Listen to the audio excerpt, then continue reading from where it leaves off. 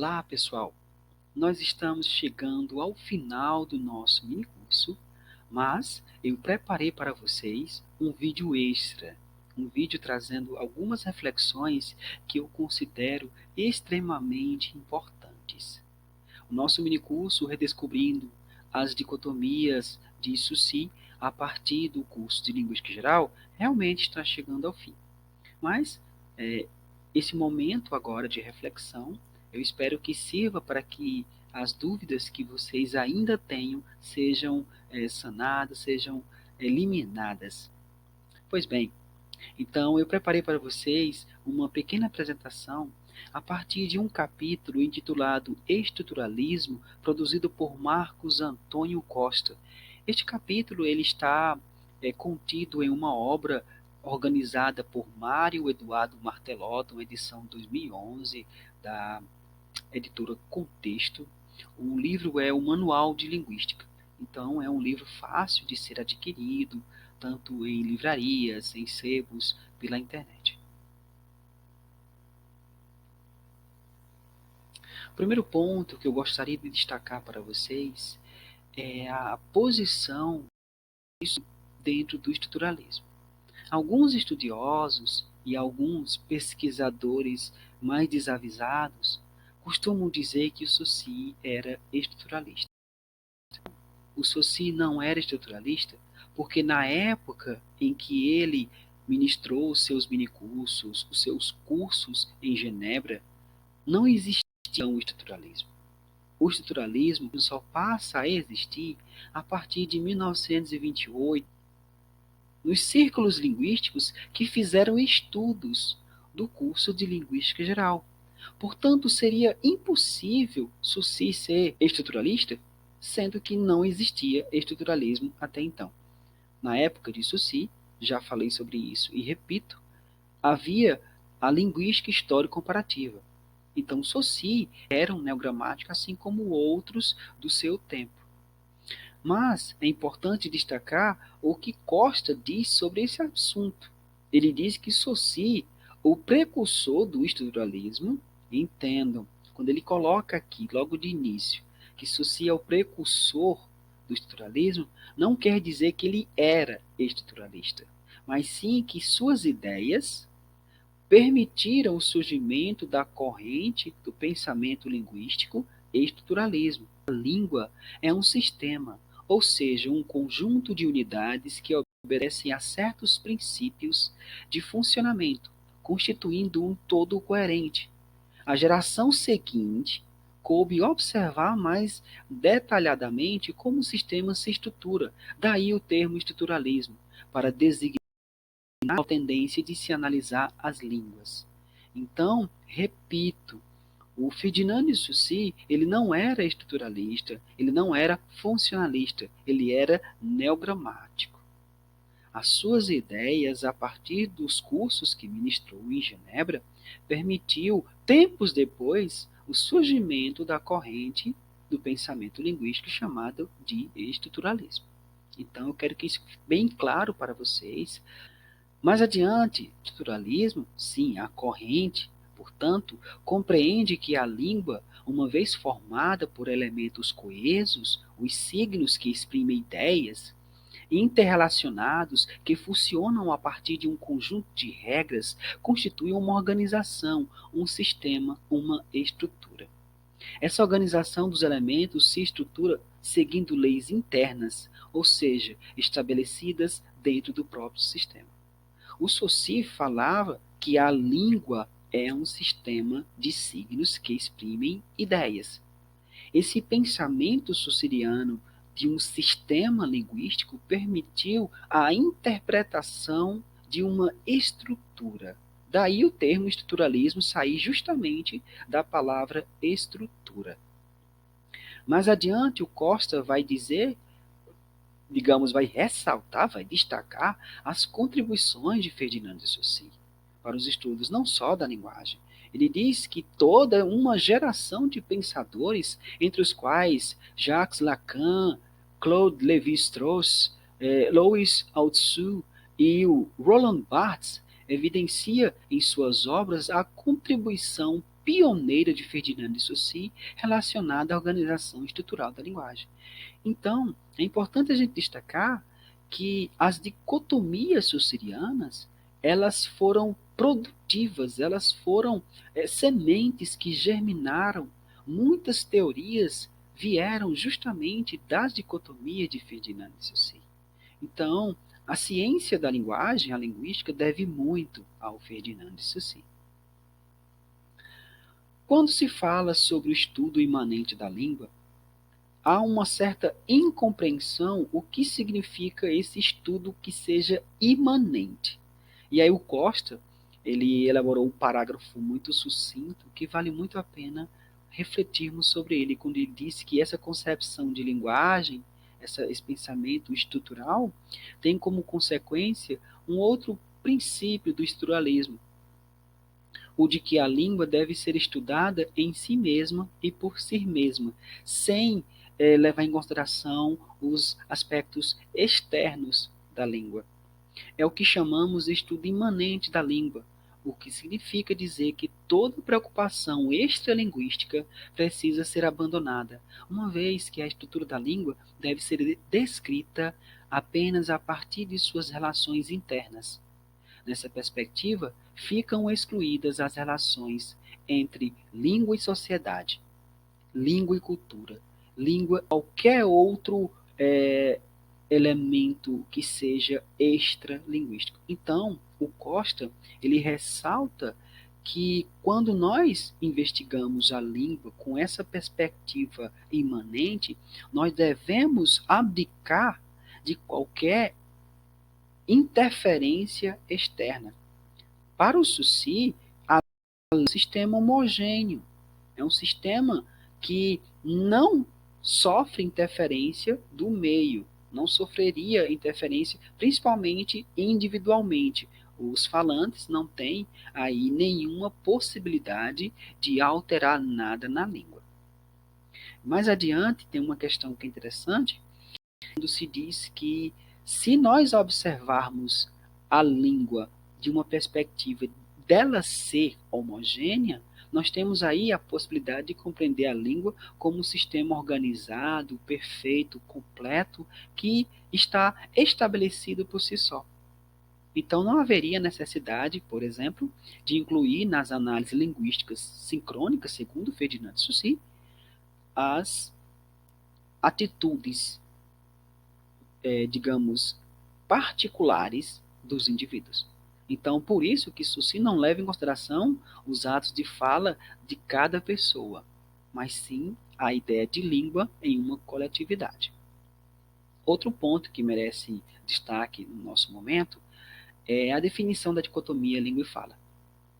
Então, tem uma parte do curso de Linguística Geral, inclusive está destacada, que o fenômeno linguístico apresenta perpetuamente duas faces que se correspondem, e das quais uma não vale senão pela outra.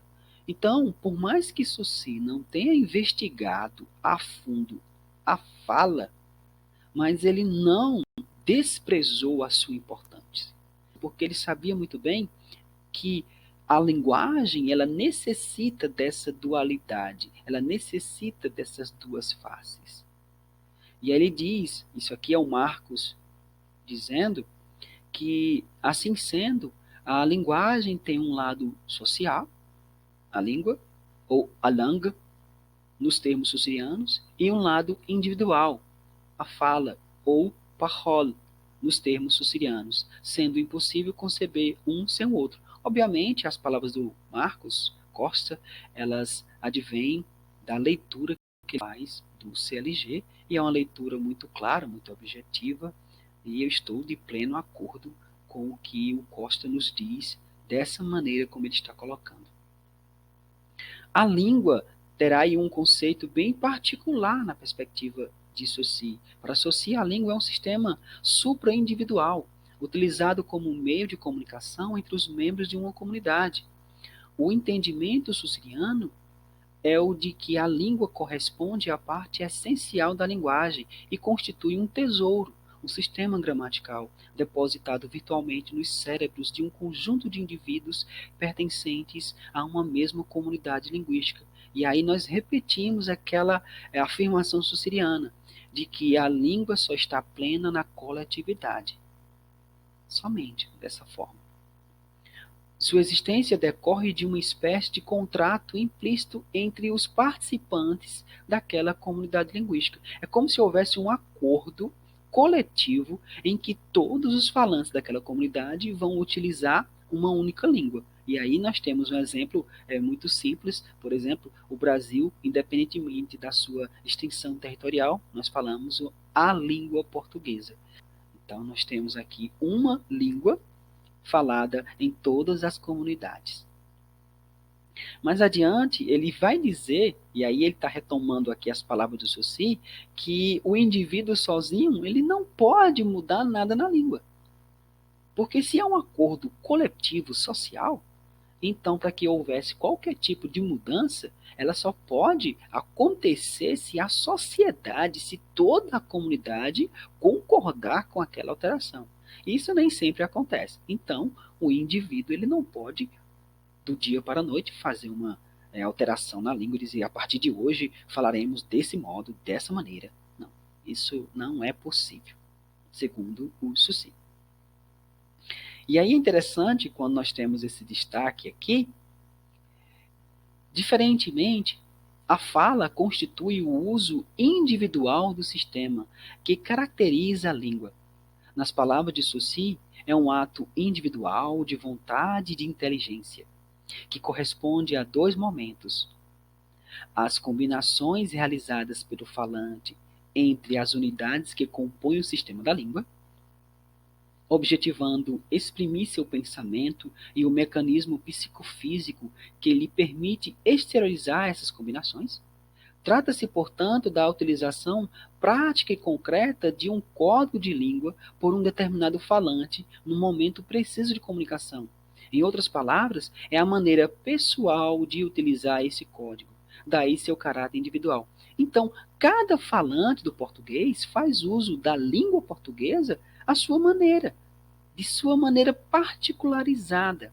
Então, não quer dizer que os falantes falem todos iguais. Não. Cada pessoa tem uma maneira própria, particular, de utilizar a língua portuguesa. Todos falam a mesma língua, mas todos também falam de modo diferente.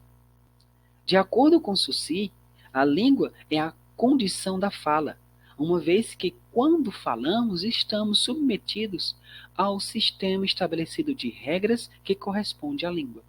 Então, por mais que o falante queira falar diferentemente, mas ele precisa utilizar uma única língua para que ele possa ser compreendido. Não adianta amanhã ou depois o falante acordar dizendo, a partir de hoje eu vou falar inglês, somente inglês. Então, haverá um conjunto de pessoas que sequer vai compreender o que ele disser. E aí nós temos outro conceito, outra dicotomia muito relevante para os estudos da linguagem, que é a sincronia e diacronia.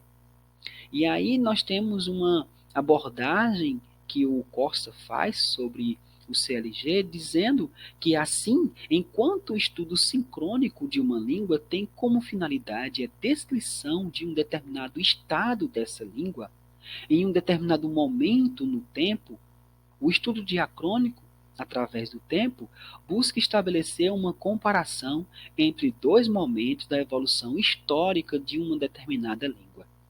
Podemos citar a análise da variação entre o uso do ter e o haver no português contemporâneo do Brasil como exemplo de estudo de caráter sincrônico, já que o termo variação implica a coexistência de duas ou mais formas em uma mesma época.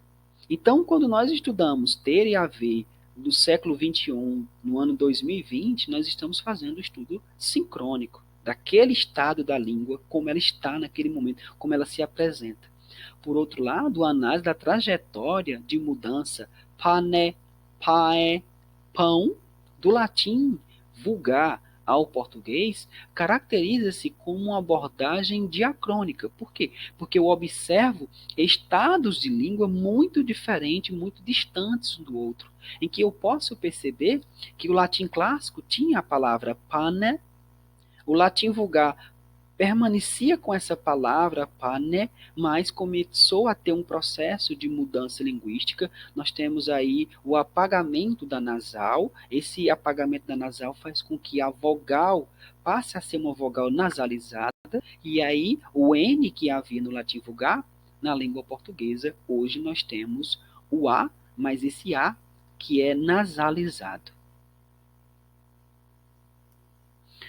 Outro conceito que nós precisamos aqui retomar, e esse conceito, essa dicotomia, ela nos é muito interessante desde o primeiro momento do minicurso, que é a ideia do signo linguístico dividido em duas faces, que se complementam, que não podem ser dissociadas. De um lado, nós temos a imagem acústica, e aí o Costa vai dizer que, assim sendo, as faces que compõem o signo linguístico são ambas psíquicas, e isso Saussure já havia dito. Elas estão interligadas e elas são mentais no nosso cérebro, por um vínculo de associação. Sendo assim, o significante, também chamado de imagem acústica, não pode ser confundido com o som material, algo puramente físico. Então a gente precisa fazer aquela separação do fone, som da fala, e fonema, o som da língua, mental, psíquico. Então, quando nós temos a cadeia de fonemas, ela é uma cadeia de fonemas mentais. Por isso, uma impressão mental, uma imagem acústica mental. E por isso não pode ser confundido com o som, a realização concreta, a materialização desse som que nós produzimos pela boca.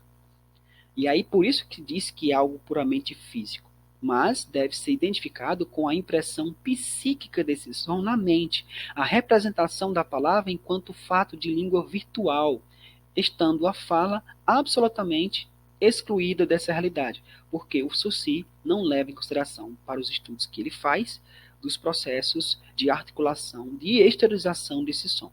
Então, quando ele faz a investigação, é partindo do pressuposto da ideia de significante como algo mental.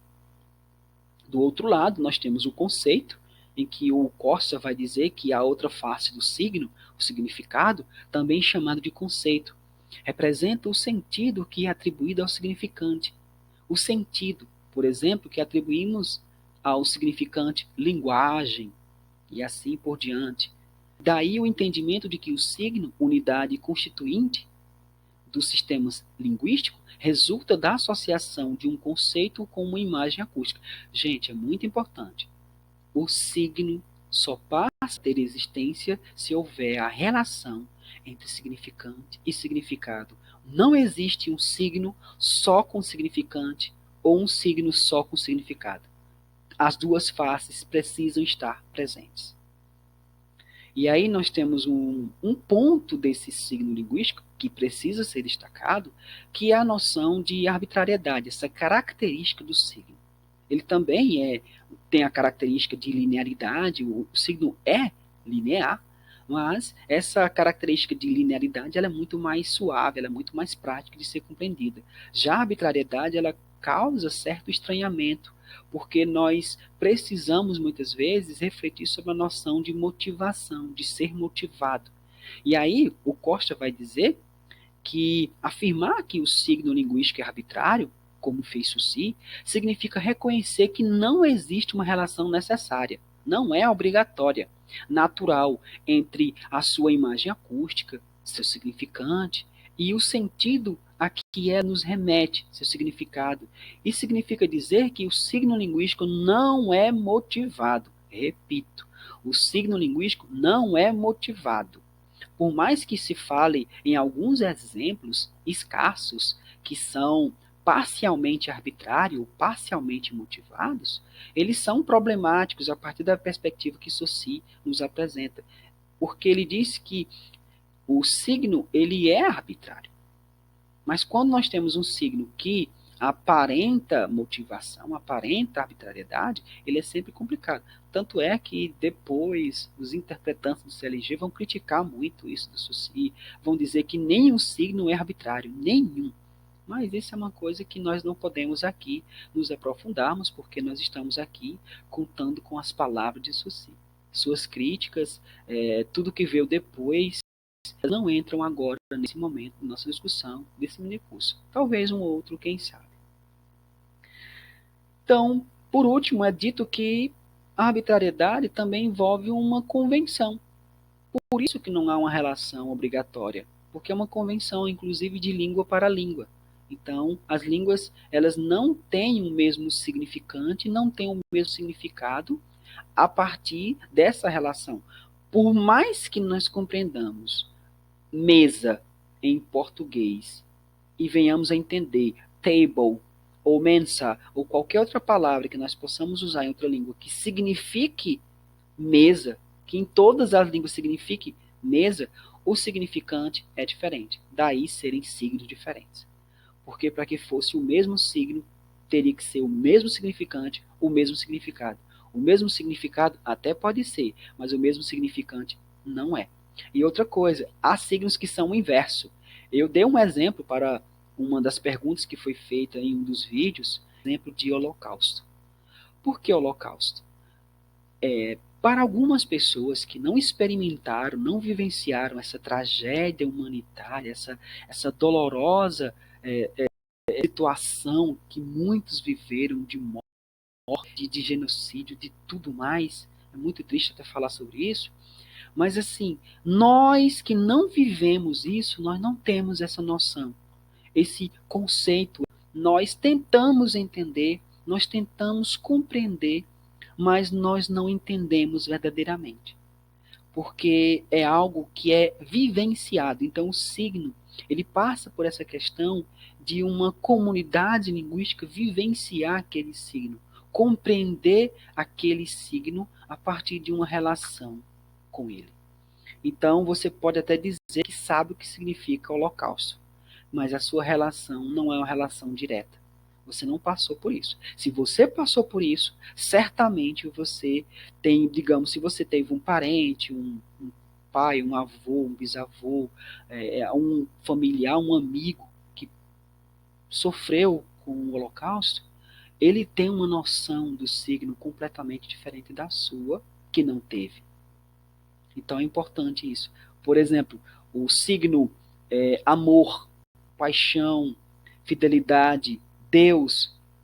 Veja, Deus, para quem não acredita na existência do Deus, qual a ideia do significado para ele? Qual o conceito que ele tem?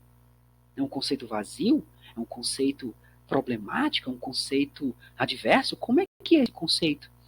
Então, é interessante a gente pensar que a relação entre significante e significado, ela é muito particularizada diante da comunidade que utiliza aquela língua, que partilha daquele signo linguístico. Nós temos aqui, por último, um destaque a ser feito em relação às relações sintagmáticas e relações associativas, também chamada de relações paradigmáticas. De um lado, nós devemos, portanto, entender como relações sintagmáticas aquelas relações in praesentia, ou seja, presentes no momento, ou seja, entre dois ou mais termos que estão presentes. Um antecede ou ele é subsequente, mas são termos que estão ali, presentes, por isso o termo in praesentia, em um mesmo contexto sintático. Então, as relações sintagmáticas, elas acontecem ali e elas são evidentes, elas são explícitas, são expostas. Por englobar diferentes níveis de análise, a noção de sintagma deve ser compreendida de uma maneira ampla, porque nós temos variados tipos de sintagma, sintagma nominal, sintagma verbal, sintagma preposicionado, mas o importante é que todos eles estão presentes, eles estão em uma cadeia sequencial. As relações paradigmáticas manifestam-se como relações in absentia, ou seja, não presentes, pois caracterizam a associação entre um termo que está presente e um determinado contexto sintático com outros que estão ausentes desse mesmo contexto, mas que são importantes para a sua caracterização em termos opositivos. Então é aquilo que eu havia dito, as relações paradigmáticas, elas são de trocas. Então você pode trocar os elementos, mas eles não irão aparecer naquele momento.